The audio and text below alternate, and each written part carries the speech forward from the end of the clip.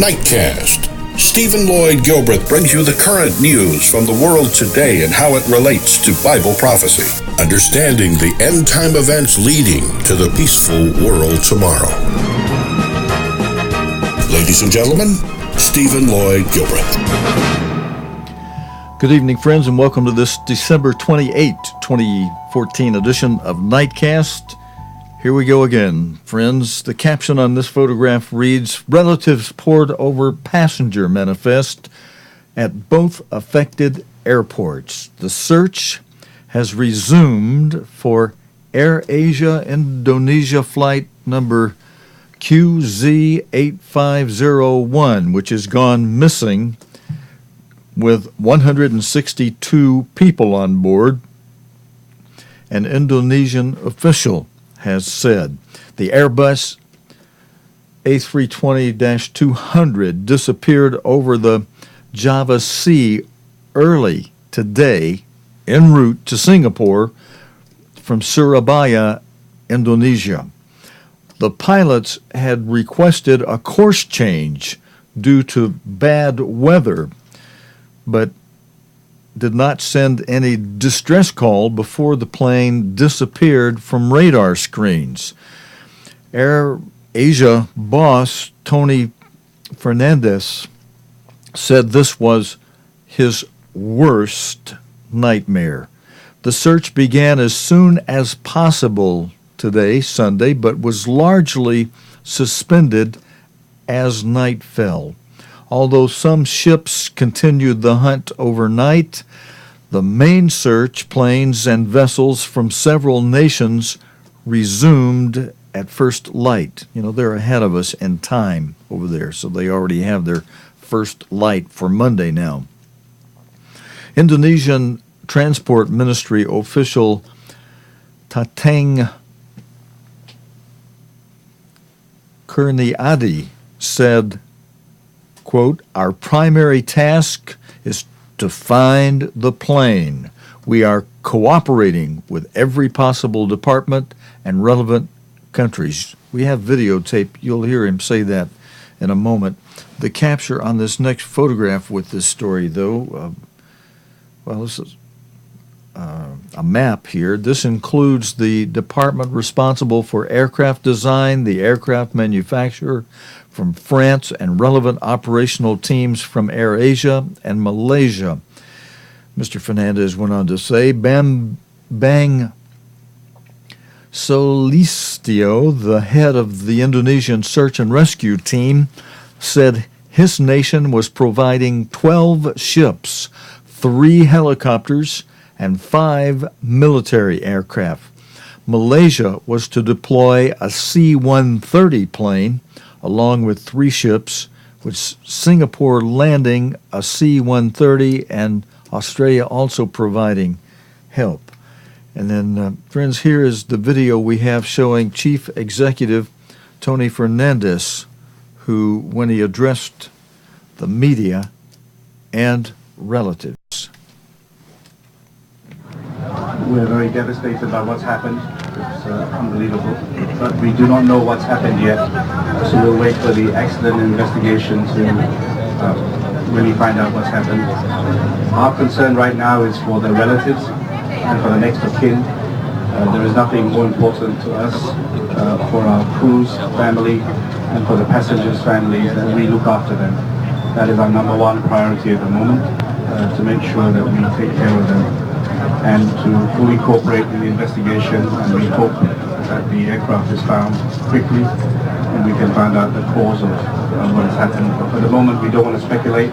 We do not know what's happened, and our prime concern now is to look after the family, both in Singapore and Surabaya and elsewhere around Asia, and that's our prime concern, and we will leave the accident and search and rescue team to find our aircraft, and then we will start the process. The search area is near Belitung Island. Flight QZ8501 had left Surabaya in eastern Java at 5:35 in the morning local time on Sunday. That'd be 22:35 Greenwich Mean Time Saturday, and was due to arrive in Singapore at 8:30 in the morning. Greenwich Mean Time would be 30 minutes after midnight. Last contact was 6:24 local time. Dense storm clouds were reported in the area at the time the plane lost contact. And the photograph, the caption with this, this next photograph's not showing up. The photograph that didn't show up, the caption was reading, co-pilot Rimney Emmanuel Plazel and the captain were pictured in that missing photograph. This, the caption with this photograph reads, the Airbus pictured here. Let me bring it forward. An earlier flight disappeared about an hour after takeoff. The pilot had asked permission. Let me read that again. That caption reads a little funny, I think. The Airbus pictured here on an earlier flight disappeared about an hour after takeoff. The pilot had asked permission to climb to 38,000 feet, 11,000 meters, to avoid the clouds. Indonesian officials said the request could not be immediately approved due to traffic, but the plane disappeared from the radar screens before the pilots gave any further response. Mr. Fernandez flew to Surabaya and later said, "We are very devastated by what's happened. It's unbelievable. Our concern right now," you heard him say, "is for the relatives and for the next of kin. There's nothing more important for us, for our crew's family and for the passengers' families." And then another photograph related to this story, friends. The caption on this one reads, a woman leaves the cordoned-off area in Changi Airport in Singapore. And then we've got several photographs for you, and then one more video on this story, friends. Caption on this photograph reads, rescuers check search coordinates in Surabaya. Oceanographer Simon Boxall told the BBC the plane should not be too difficult to find if it went into the water. The sea floor is within diver depth, he says, and it would be, quote, likely that they'll get answers within a few days. The AirAsia Indonesia plane in question was delivered in 2008, has flown 13,600 times, completing 23,000 hours, and underwent its last maintenance on November 16.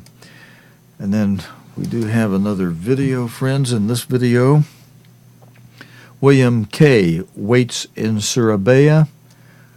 You'll hear him say in this video, we still have hope.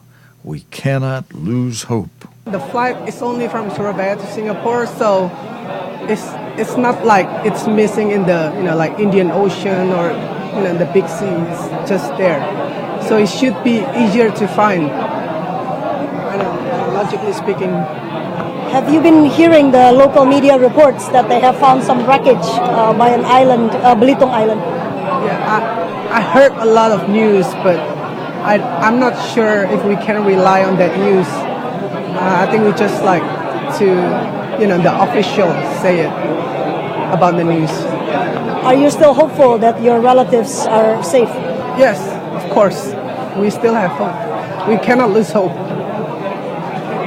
And does your family use AirAsia a lot? Do you trust the airline?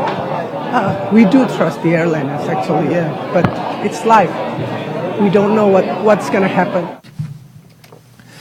The captain of the missing plane, very experienced captain, Irianto, had more than 20,500 flight hours, almost 7,000 of them with AirAsia, Mr. Fernandez said, their chief executive.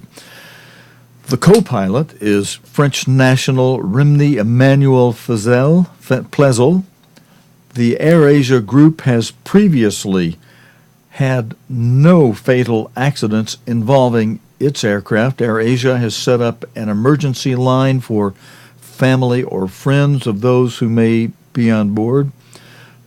The number is 622-129-850-801. Special centers were set up at both Singapore's Shangji Airport and Juanda International Airport in Surabaya. There were 155 passengers on board the plane. The company said in a statement 137 adults, 17 children, and 1 infant. Most were Indonesian, but several were from other countries, 1 UK national, a Malaysian, a Singaporean, and 3 South Koreans. The BBC understands that the British national is Chi Man Cha. 2 pilots and 5 crew members were also on board, 1 French, the others Indonesian. This has been a difficult year for aviation in Asia. Malaysia's national carrier, Malaysia Airlines, has suffered 2 losses, flights MH370 and MH17. Flight MH370, you probably remember, disappeared on a flight from Kuala Lumpur to Beijing in March this year with 239 passengers and crew. The wreckage, thought to be in southern Indian Ocean, has still not been located. MH17 was shot down over Ukraine in July, killing all 298 on board. What is the AirAsia Group? It's a low-cost airline group with its main hub in Kuala Lumpur, Malaysia. Kuala Lumpur, Malaysia, founded in 2001. AirAsia Group services now comprise 8 affiliates, including AirAsia Indonesia. The group employs more than 15,000 staff. It operates a fleet of more than 150 Airbus A320 aircraft with 200 more on order. It flies to about 100 destinations in some 15 countries. It's carried almost 8 million passengers in 2013. Tony Fernandez has been the group's CEO since December 2001.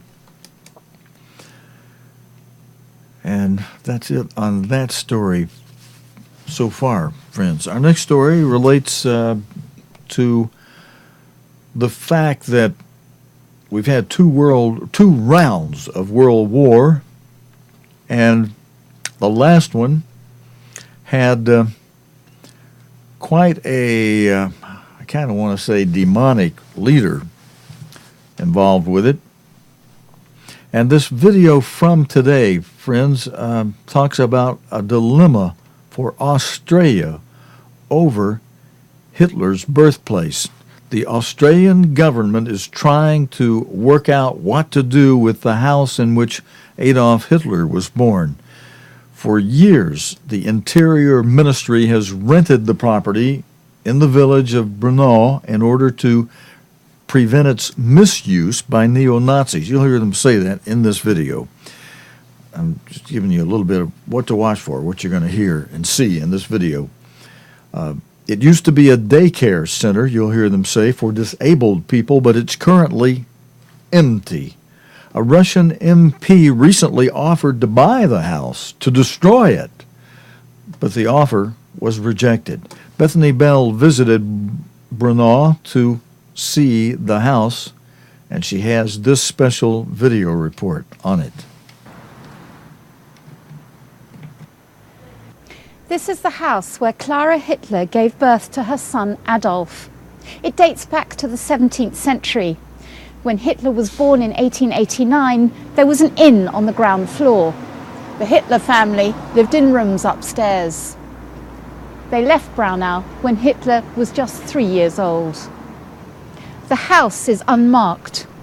All that links it to Hitler is this stone. Never again fascism, it says, in memory of millions of dead. Hitler's name doesn't appear. Since the 1970s, the Austrian Interior Ministry has rented the house to stop it being used as a shrine for neo-Nazis. Until recently, it was used as a daycare centre for disabled people. But now it's empty, as the owner refused to allow renovations. Efforts to find a new use for the house so far have failed. Local historian Florian Kotanko says for many years, nobody talked about the links with Hitler. Most important is to show the truth about the connections, connotations between Braunau and Hitler. He was born there, he lived there, his family lived there. It's memory, it's a heritage, but it's a matter of memory, how to deal with the heritage. The row over the house has stirred up uncomfortable memories for Braunau, the birthplace of a notorious dictator. The town, like much of the rest of Austria, has been slow to come to terms with its Nazi past, but attitudes are changing. Some people here still simply want the subject to go away, but others believe it's better to talk than be silent. Friends, our last story for tonight, this Sunday night report, relates to the first seal in a way because it relates to a previous pope. Pope John Paul II, gunman Agca, lays flowers on tomb. This is a story from today's news that I believe has something that'll be of interest to those of us who watch things related to the first four seals from the book of Revelation. St. Peter's Square on the 13th of May, 1981. Pope John Paul II is shot twice by this man, Mehmet Ali Agca, leaving him seriously injured, one bullet in his abdomen and another narrowly missing his heart. But the reason behind the assassination attempt is still a mystery. 2 years after the attempt on his life, the pontiff visited Agca in prison and forgave him. Now, more than 30 years later, that act of forgiveness brought him back to the Vatican to pay his respects at the Pope Saint's tomb. Today I've come here because December the 27th is the anniversary of my meeting with the Pope in 1983. I'm happy to be here in St. Peter's Square, the place where the miracle took place and the home of Christianity. Long live Jesus Christ, the only Redeemer in the world. Once a member of a Turkish ultra-nationalist group known as the Grey Wolves, Agca served 19 years in an Italian jail for the shooting. He was released in 2000 and then served another 10 years in Turkey for the murder of a newspaper editor. An Italian parliamentary commission in 2006 said it was beyond reasonable doubt that the shooting was masterminded by leaders of the former Soviet Union. At the time, Agca first said he was acting alone, then under orders of the Bulgarian Secret Service. Authorities were baffled by his multiple conflicting accounts, including one where he claimed to be a new messiah. I have returned to the place where the miracle happened, where the third secret of Fatima was fulfilled. With my attempt to kill the Pope, I have accomplished a miracle. I've returned after 34 years to shout to the whole world that we have reached the end of the world. Agca requested a meeting with Pope Francis, but it was declined. A Vatican spokesman said he had paid his tributes, and that was enough. Christina Zaric, BBC News. All right, friends, I'm not going to comment on that one. You saw it for yourself, and that's it for our Sunday night report. Friends, God willing, and the creek don't rise, we'll be back again tomorrow night, Monday night, with the day's current news related to the Bible and prophecy here on Nightcast. Until next time, your host, Stephen Lloyd Gilbreth, saying so long and good night, friends. You have been watching Nightcast with Stephen Lloyd Gilbreth. Nightcast can be seen Sunday through Thursday nights here on cogtv.org. Tonight's program is also available anytime on demand in the cogtv.org video archive.